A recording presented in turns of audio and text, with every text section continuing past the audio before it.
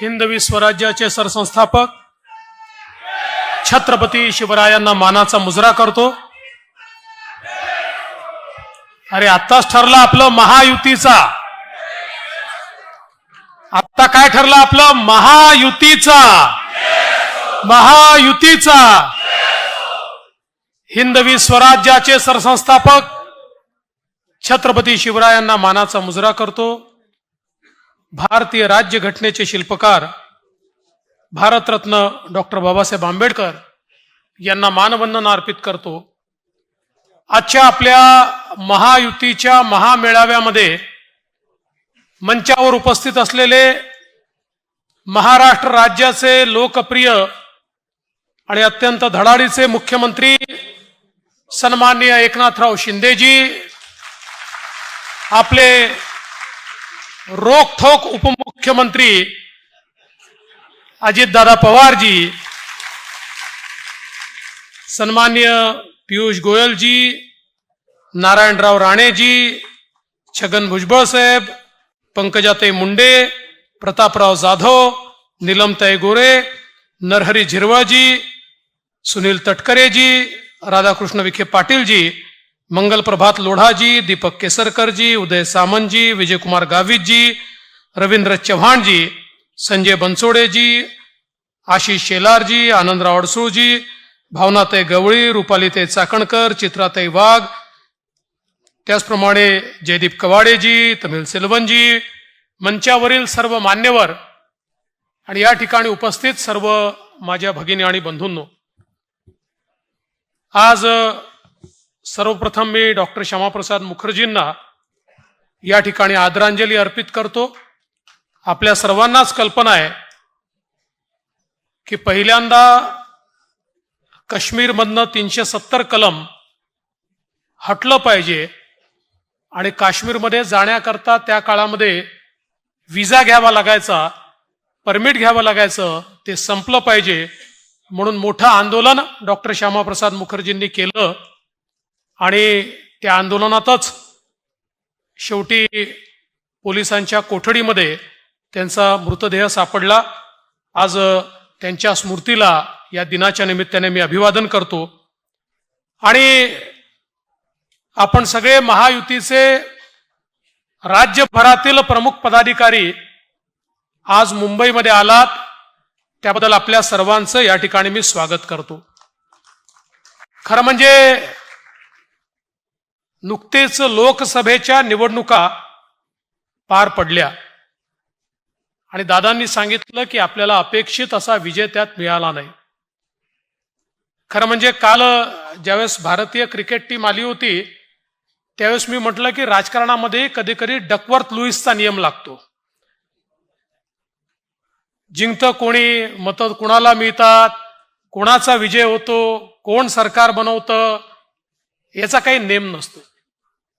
आता नुकत्याच झालेल्या लोकसभेच्या निवडणुकीमध्ये महाविकास आघाडी म्हणते आमचा प्रचंड मोठा विजय झालाय। हे खरं आहे की आपल्यापेक्षा त्यांना जास्त जागा मिळाल्या, पण आपण जर बघितलं तर महाराष्ट्रामध्ये महाविकास आघाडीला 2,50,00,000 मतं मिळाली आणि महायुतीला 2,48,00,000 मतं मिळाली। केवळ 2,00,000 मतं आपल्यापेक्षा जास्त त्यांना मिळाले, पण या 2,00,000 मतांमुळे त्यांच्या 30 जागा त्या ठिकाणी आल्या। आता आपण जर निर्धाराने मैदानात उतरलो तर निश्चितपणे 25,00,000 मतं आपण त्यांच्यापेक्षा जास्त घेऊ। आणि मी 25,00,000 म्हणतोय, 50,00,000 घेऊ, पण 20,00,000 मतं जरी आपण त्यांच्यापेक्षा जास्त घेतली तरी देखील 200 जागा आपल्या निवडून येतील। एवढी ताकद आणि एवढं पोटेन्शियल आपल्याकडे आहे। त्यामुळे लोकसभेमध्ये टेक्निकली जरी आपला त्या ठिकाणी पराजय झाला असला तरी देखील महायुती पूर्ण ताकदीने आता मैदानात उतरली आहे। आपल्याला लक्षात आलंय, खरं म्हणजे ते रोज खोटं बोलत होते, पण आपण देखील थोडंसं त्या ठिकाणी गाफील राहिलो की तर नेहमीच खोटं बोलतात, यांच्यावर विश्वास कोण ठेवेल? पण दुर्दैवाने रोज खोटं बोलल्यानंतर लोकांच्या मनावर काही परिणाम होतो हे आपल्या लक्षात आलं. आणि मी जसं सांगितलं की आपली लढाई ही तिकडच्या 3 पक्षांशी नव्हती, आपली खरी लढाई चौथ्या पक्षाशी होती. तो चौथा पक्ष होता फेक नरेटिव्ह.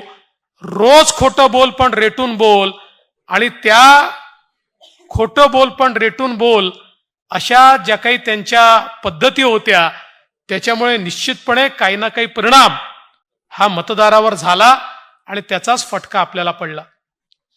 पण एक गोष्ट लक्षात ठेवा, सत्य जे असतं ते चिरकाळ जिवंत राहतं. असत्य जे असतं त्याचा मृत्यू लवकर होतो. त्याचं जीवन काही फार मोठं नसतं. असत्याच्या आधारावर एक निवडणूक जिंकता येते, पण दुसरी निवडणूक त्याच्या भरोशावर जिंकता येत नाही. त्याच्यामुळे आता यांच्या असत्याचं जीवन संपलेलं आहे. अर्थात त्यांना एक चटक देखील लागली आहे खोटं बोलायची. म्हणजे घरी आपल्या नवरा बायकोशी जरी हे खरं बोलत असतील का, मला आता थोडी शंका वाटते. सकाळपासून रात्रीपर्यंत खोटंच बोलतात, त्यामुळे नवीन काहीतरी खोटं बोलतील. त्याला काय पाहिजे तो मुकाबला यावेळी करू. यावेळी गाफील राहायचं नाहीये. जशास तसं उत्तर आपल्याला द्यायचं आहे. आणि हे सगळं करत असताना मी एक गोष्ट निश्चितपणे सांगतो, अजितदादांनी जे सांगितलं, आपण पॉझिटिव्हली आपल्या योजना जर लोकांपर्यंत घेऊन गेलो तर आपल्याला कोणीच पराजित करू शकत नाही. फक्त आपल्या योजनांचा इको तयार झाला पाहिजे. सगळ्यांनी एका मुखाने बोललं पाहिजे. आणि त्यांची तुम्ही बघा स्ट्रॅटेजी काय. तुम्ही आपली बहीण माझी लाडकी सांगाल आणि त्याच्यामध्ये किती फायदा सांगाल, आणि सकाळी 9 वाजता येऊन ते काहीतरी वेडवाकडं बोलून जातील, आणि दिवसभर त्या वेड्यावाकड्यावरच आपली माध्यमही चालतील आणि आपणही त्याला उत्तर देत राहू. या ट्रॅपमध्ये फसायचं कारण नाहीये. आपण जे पॉझिटिव्ह काम केलंय ते पॉझिटिव्ह काम हे रोज बोललं पाहिजे, प्रत्येकाने बोललं पाहिजे, वारंवार बोललं पाहिजे, तरच ते लोकांच्या मनामध्ये भिनतं.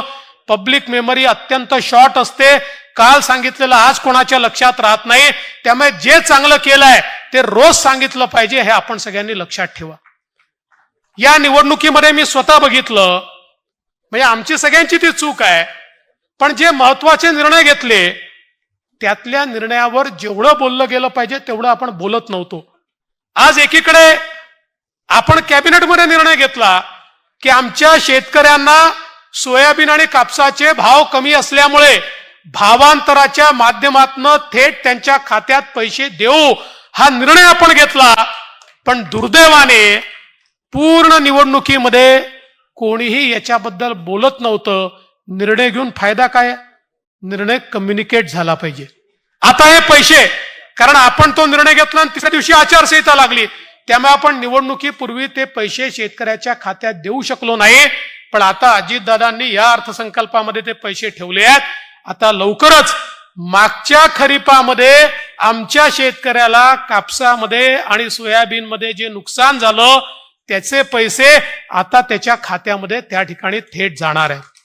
आणि म्हणून आज आपण पाहू शकतो, आम्ही बहीण लाडकी, मुख्यमंत्री माझी बहीण लाडकी योजना सुरू केली. आता हे किती म्हणजे कसे लोक आहेत ते लक्षात घ्या. इकडे सभागृहामध्ये त्या योजनेचा विरोध करतायत. निवडणुकीकरता योजना केली, मग पैसे कुठनं आणणार, मग योजना होणारच नाही. पण हे किती हुशार लोक आहे. तुम्ही जर गावोगावी जाऊन पाहिलं, यांचेच लोक फॉर्म घेऊन उभे आहेत.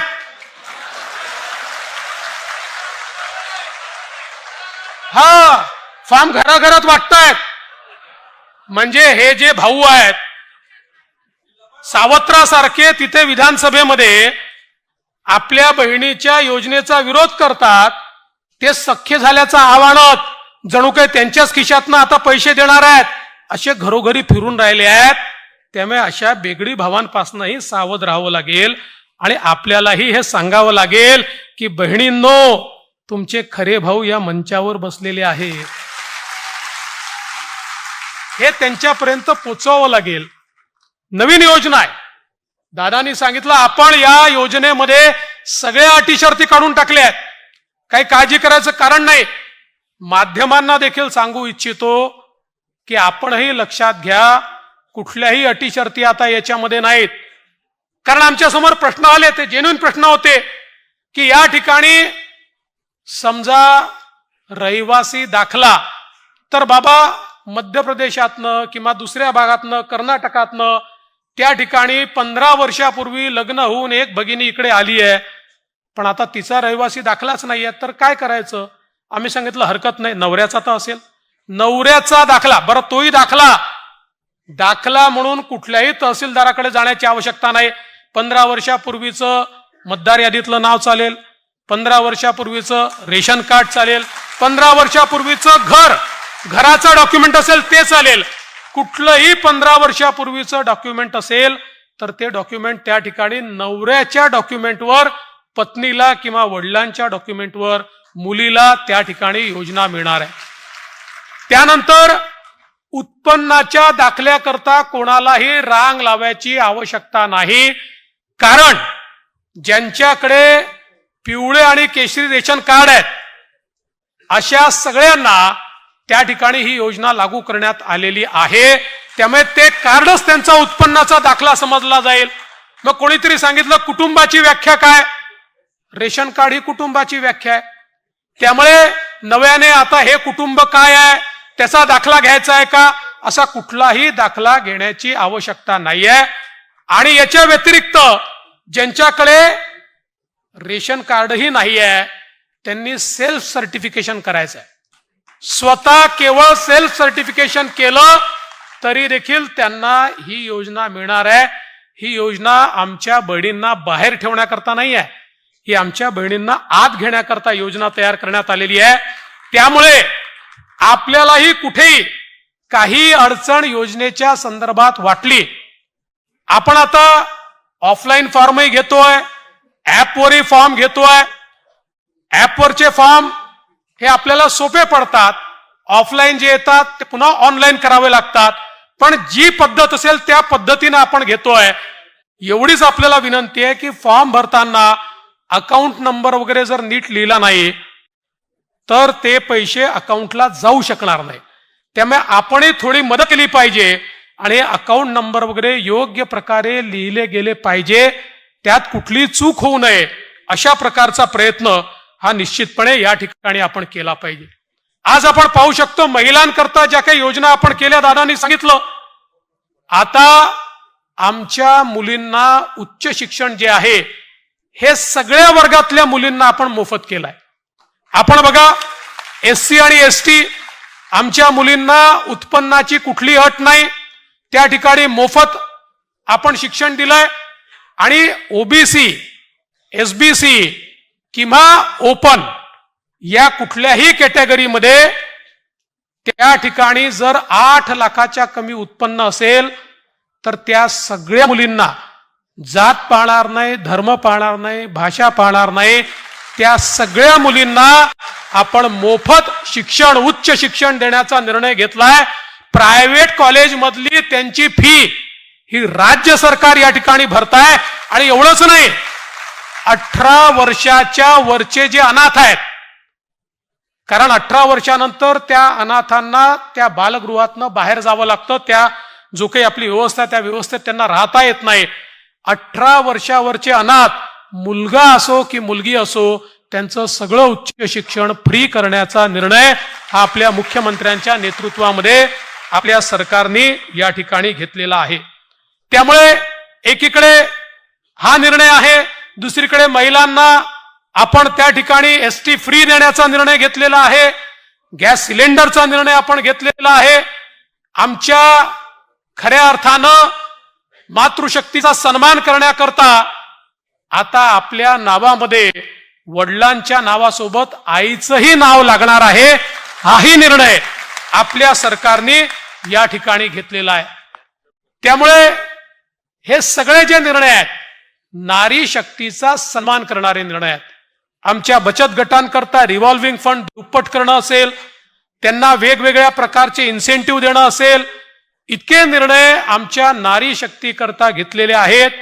त्यामुळे आपल्या महायुतीच्या सगळ्या महिला पदाधिकाऱ्यांना माझी विनंती आहे की हे निर्णय म्हणजे पुरुषांनी पोचवायचे नाही असं नाही, तुम्ही पोचवायचेच आहेत, पण महिलांची एंट्री किचन पर्यंत असते. त्यामुळे किचन मध्ये जाऊन सिलेंडर सहित सगळे निर्णय हे आता आपल्याला आमच्या माता भगिनींपर्यंत या ठिकाणी पोचवायचे आहेत. आपल्या सरकारने किती निर्णय घेतले. आज शेतकऱ्यांकरता 1 रुपयात पीक विमा, आणि परवा आमच्या धनंजयनी सभागृहामध्ये सांगितलं अख्ख्या देशामध्ये पीक विम्याच्या पेमेंटचा रेकॉर्ड महाराष्ट्राने तयार केलाय. सगळ्यात जास्त शेतकऱ्यांना पीक विमा हा महाराष्ट्राने या ठिकाणी दिलेला आहे. आपण शेतकरी सन्मान योजना शेतकऱ्यांकरता सुरू केली. 6,000 केंद्र सरकार देत आहे, तर 6,000 राज्य सरकार देत आहे. आताच दादांनी सांगितलं आपण आमच्या शेतकऱ्यांना मोफत वीज देण्याचा निर्णय घेतलाय. आता ही मोफत वीज देणार म्हणजे काय करणार. काही लोक म्हणाले मग जुन्याचं काय होणार. मी त्यांना स्पष्टपणे सांगू इच्छितो, कोणाचाही बुद्धिभेद करू नका. अरे जुनं आजपर्यंत वसूल केलं नाही तर आता वसूल करायला निघणार आहे आम्ही. केलंय कोणाला वसूल, आजपर्यंत केलंय. त्यामुळे जुनं वसूल करण्याचा तर विषयच नाही आहे. पण नव्याने कोणालाही 1 पैसा शेतकऱ्याला विजेचं बिल हे द्यावं लागणार नाही, हा आपला निर्णय आहे. आणि हा निर्णय घेत असताना एकीकडे आपण हा निर्णय घेतला तर काही लोक म्हणाले तुम्ही पण त्या जुन्या सरकारसारखं करणार का, की आता निवडणूक आहे म्हणून मोफत वीज, झिरो बिल, निवडणुका गेल्या की जुन्या 4 महिन्याचं जोडून बिल, अशा प्रकारचं तुम्ही करणार आहे का. असं बिलकुल नाही, कारण आम्ही सस्टेनेबल योजना तयार केली आहे. या महाराष्ट्रामध्ये आपण मुख्यमंत्री सौर कृषी वाहिनी योजना आणली.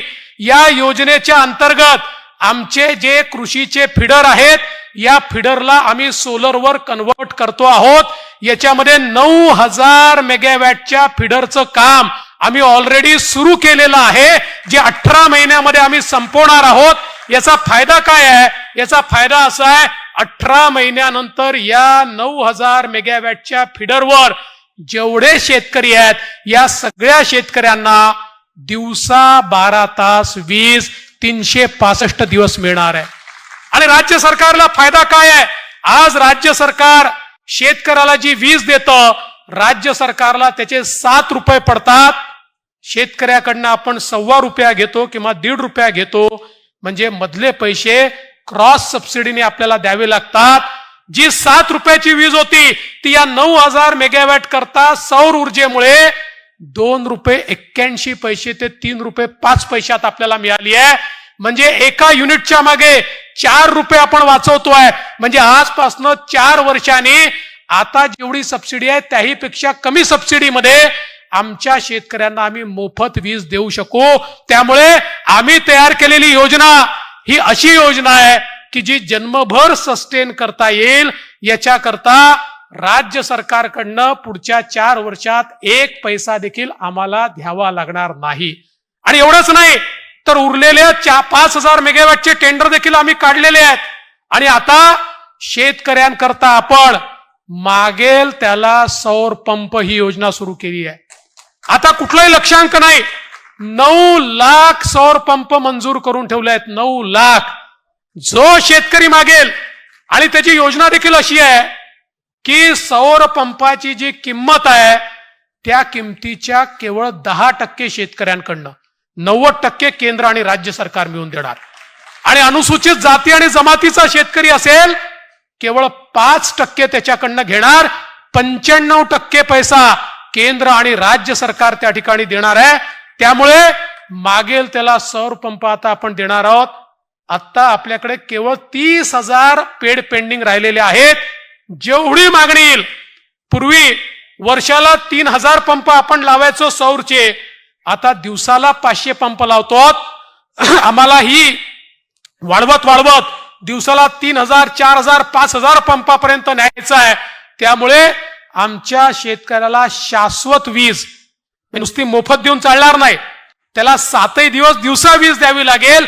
त्याचीही सोय आज आपल्या महायुतीच्या सरकारने या ठिकाणी केलेली आहे. आणि म्हणून शेतकऱ्यांच्या हिताचा निर्णय घेणारं सरकार. आपल्याला माहितीये दरवर्षी फ्लश सीझन येतो. फ्लश सीझन आला की दुधाचे भाव पडतात. ते भाव पडले,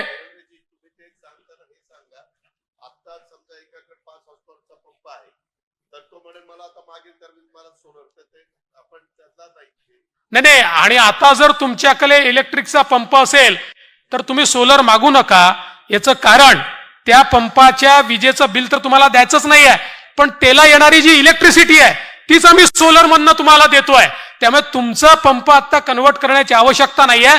ज्याला नवीन पंप हवा असेल त्यांनी मात्र सोलर पंपच आम्हाला मागावा, जेणेकरून आपल्याला हळूहळू सगळे नवीन पंप हे सोलर मध्ये त्या ठिकाणी निश्चितपणे कन्वर्ट करायचे आहेत. हे सगळं होत असताना दुधाच्या संदर्भात आपल्याला माहिती आहे की त्याचे भाव खाली जातात. या सरकारने निर्णय घेतला दुधाला लिटर मागे 5 रुपये अनुदान थेट शेतकऱ्यांना आपण देणार आहोत.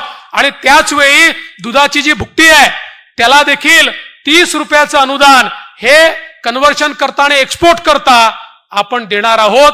म्हणजे दुधाचे भाव देखील कुठल्याही परिस्थितीमध्ये आमच्या शेतकऱ्यांना 30 रुपयाच्या वर 35 रुपयापर्यंत मिळाले पाहिजेत, याचीही सोय आपल्या सरकारने लावली आहे. आणि मी निश्चितपणे सांगतो की आपल्या शेतकऱ्याच्या पाठीशी पूर्ण ताकदीने राज्याचं सरकार उभं आहे. हे सरकार आल्यापासनं वेगवेगळ्या मदतीपोटी शेतकऱ्याला किती पैसे दिले माहितीये? 15,000 कोटी रुपये हे शेतकऱ्यांना थेट खात्यामध्ये आपण दिले आहेत. मागच्या उद्धवजींच्या सरकारच्या काळात जी घोषणा झाली होती की जो नियमित कर्ज भरतो त्या शेतकऱ्याला 50 जो प्रोत्साहनपर 50,000 रुपये त्या ठिकाणी देण्याचा निर्णय होता, तोही निर्णय या सरकारने अंमलात आणला आणि जवळपास 15 लाख शेतकऱ्यांना हे प्रोत्साहनपर रुपये त्यांच्या खात्यामध्ये देण्याचं काम या ठिकाणी आपल्या सरकारने केलं. आपण लेख लाडकी सारखी योजना देखील आणली की ज्या योजनेच्या अंतर्गत आमच्या घरी कन्या रत्न त्या ठिकाणी ज्यावेळेस जन्म घेतं तर कन्या रत्नाने जन्म घेतला म्हणजे आपल्या घरात लक्ष्मी आली असं समजून तिचं स्वागत झालं पाहिजे. म्हणून या कन्या रत्नाला त्या ठिकाणी जन्माला आल्यानंतर 5,000 रुपये, त्यानंतर पहिल्या वर्गात गेली तर 5,000 रुपये, 7व्या वर्गात गेली तर 7,000 रुपये, 11व्या वर्गात गेली तर 7,000 रुपये, असं करत ती 18 वर्षाची होईल तेव्हा 1 लाख रुपये या मुलीला त्या ठिकाणी मिळतील. ही देखील योजना आज आपण आणलेली आहे. खरं म्हणजे मी याकरता या सगळ्या गोष्टी सांगतोय. आपल्या सरकारने सिंचनाच्या क्षेत्रामध्ये देखील अतिशय चांगलं काम केलंय. मागच्या सरकारच्या काळामध्ये परवाच आमच्या अजितदादांनी जयंतराव पाटलांची फिरकी देखील घेतली आणि जयंतरावांना विचारलं की जयंतराव सांगा तुमच्या काळामध्ये किती प्रकल्पांना तुम्ही मान्यता, फेरप्रशासकीय मान्यता दिली? जयंतराव बिचारे हसले, कारण त्यांना देताच आली नव्हती. सुप्रमा देताच आली नव्हती. आपल्या सरकारनं माननीय शिंदे साहेबांच्या नेतृत्वात 120 पेक्षा जास्त प्रकल्पांना मान्यता दिली. 8 लाख हेक्टर जमीन ही ओलिताखाली येईल अशा प्रकारचे अभूतपूर्व प्रकल्प आज आपले चालले आहेत. आणि याच्यासोबत अत्यंत महत्वपूर्ण असलेले नदीजोड प्रकल्प, वैनगंगा, नळगंगा सारखा प्रकल्प टेंडर स्टेजला आपण आणलेला आहे. त्या ठिकाणी पश्चिमी वाहिन्यातनं वाहून जाणारे जे प्रकल्प आहेत ज्याचं पाणी आपल्याला उत्तर महाराष्ट्रात आणि मराठवाड्यामध्ये आणायचं आहे, जवळपास ते देखील आता अंतिम स्टेजला आपण आणतो आहोत. 50 TMC पाण्याचं नार पारचे सारखे आपले प्रकल्प आहेत. हा देखील आपण MWRRA लेवलवर आणलाय. त्यामुळे या महाराष्ट्रामध्ये जवळजवळ 1.25 लाख कोटी रुपयाचे नदी जोड प्रकल्प हे मार्गी लावण्याचं काम या सरकारने या ठिकाणी केलंय. आणि मी तुम्हाला दाव्याने सांगतो, हे प्रकल्प ज्या दिवशी पूर्ण होतील त्या दिवशी महाराष्ट्रातनं दुष्काळ नामशेष होईल. नामशेष. मागच्या पिढीने दुष्काळ पाहिला, पुढची पिढी दुष्काळ पाहणार नाही. इतक्या मोठ्या प्रमाणात हे पाणी या महाराष्ट्रात उपलब्ध होणार आहे आणि विशेषतः महाराष्ट्राचं अवर्षण प्रवण क्षेत्र हे पूर्णपणे त्या ठिकाणी मुक्त होणार आहे. अगदी आपल्याला माहिती आहे की सातारा, सांगली आणि कोल्हापूरला जो सातत्याने येणारा पूर आहे, त्या पुराचं पाणी देखील डायव्हर्जन कॅनलने दुष्काळी भागामध्ये आणण्याच्या योजनेला वर्ल्ड बँकेने मंजुरी दिलेली आहे. त्यामुळे एकीकडे तिकडे पूर येणार नाही आणि दुसरीकडे ते पाणी दुष्काळी भागापर्यंत जाईल. या योजना देखील मोठ्या प्रमाणात आपण केल्या आहेत. आणि यासोबत सगळ्या घटकांना, मग ते आमच्या आशा सेविका असतील, अंगणवाडी सेविका असतील, आमचे पोलीस पाटील असतील, आमचे ग्रामसेवक असतील, अशा सगळ्या घटकांना त्यांचं मानधन वाढवून त्यांना न्याय देण्याचं काम हे आपल्या सरकारने या ठिकाणी केलं आहे. खरं म्हणजे योजना 24 आहेत. मी सगळ्या सांगितल्या तर तुम्ही विसरून जाल, पुढे पाठ होईल आणि मागे सपाट होईल. त्यामुळे या योजनांची पुस्तिका ही निश्चितपणे मी आपल्यापर्यंत आम्ही सगळे मिळून पोहोचवण्याचा प्रयत्न करू. माझी विनंती एवढीच आहे, ज्या घटकाकरता ज्या योजना तयार झालेल्या आहेत, महात्मा फुले जनआरोग्य योजनेसारखी चांगली योजना, अशा ज्या घटकासारख्या ज्या योजना तयार झालेल्या आहेत त्या घटकांपर्यंत त्या योजना पोहोचवण्याचं काम हे आपण या ठिकाणी केलं पाहिजे. आणि हे जर काम केलं, खरं आपल्याकरता कोणी काय केलंय हे जर जनतेला समजलं, कोण काम करणार आहे आणि कोण बोलबचन भैरवी आहे हे जर लोकांच्या लक्षात आलं, तर आपल्याला काहीही करायची आवश्यकता नाही आहे. खरं म्हणजे शहरांमध्ये झालेलं काम मी सांगितलंच नाहीये, ते सांगून अजून अर्धा तास आपला घ्यायचा नाहीये.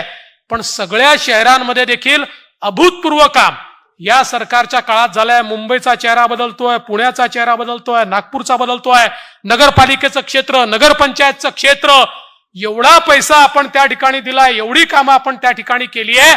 केवळ ही सगळी कामं कोण करताय हे जनतेपर्यंत पोहोचणं अत्यंत आवश्यक आहे.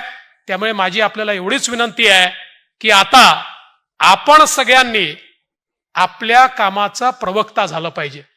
बघा, पत्रकारांना हिंदीमध्ये संवाददाता म्हणतात, संवाददाता. तसं आपल्या सगळ्यांना संवाददाता झालं पाहिजे, संवाद साधला पाहिजे, लोकांपर्यंत काम पोहोचवलं पाहिजे. आणि हे सगळं करत असताना मी सगळ्या पक्षांच्या नेत्यांना विनंती करतो, आपण जर महायुतीमध्ये एकत्रित आहोत, आज आपलाच अनेक वेळा आपापसात विसंवाद दिसतो. आपलेच प्रवक्ते एकमेकाच्या विरोधात काय काय बोलतात, हे बंद केलं पाहिजे. आणि कोणाला जर बोलायची खुमखुमी आलीच तर पहिल्यांदा आपापल्या नेत्यांना विचारा की मला खुमखुमी आली आहे, मी हे बोलू का? आणि नेत्यांनी हो म्हटलं तर मग बोलून टाका, मग काही अडचण नाही आहे, तुमची खुमखुमी पूर्ण करून घ्या.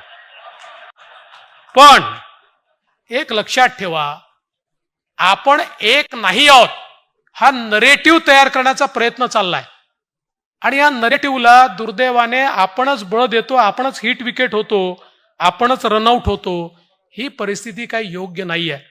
जसं दादांनी सांगितलं, तिकीट वाटप कसं करायचं आहे, कोणाला कुठल्या जागा द्यायच्या आहेत, मंचावरचे सगळे नेते मंडळी आहेत, दादा आहेत, मी आहेत आणि आपले माननीय मुख्यमंत्री महोदय आहेत.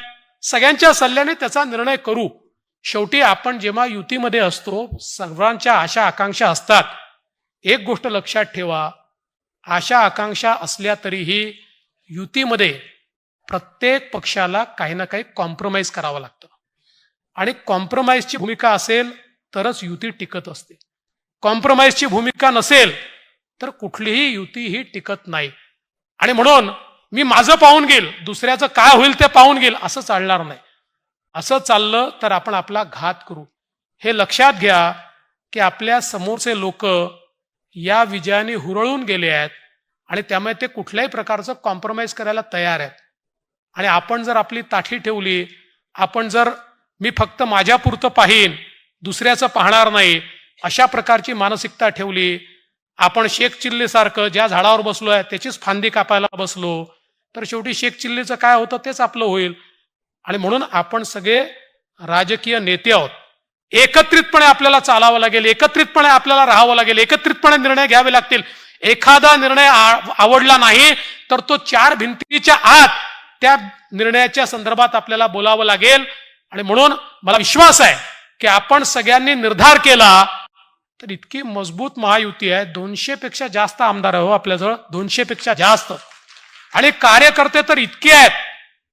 आपण सगळ्यांनी जर निर्धार केला तर निश्चितपणे या ठिकाणी आपण एक चांगला विजय मिळवू. मी जेव्हा येत होतो तेव्हा भुजबळ साहेबांनी अटलजींची एक कविता मला दिली आणि ती कविता अत्यंत महत्वाची आहे. अटलजींची कविता आहे, बाधाएं आती है आए घिरे प्रलय की घोर घटाए. बाधाएं आती है आए घिरे प्रलय की घोर घटाए. पाओ के नीचे अंगारे सिर पर बरसे यदि ज्वालाए. निज हाथों से हंसते हंसते आग लगाकर जलना होगा. कदम मिलाकर चलना होगा, कदम मिलाकर चलना होगा, कदम मिलाकर चलना होगा, कदम मिलाकर चलना होगा. धन्यवाद. जय हिंद, जय महाराष्ट्र.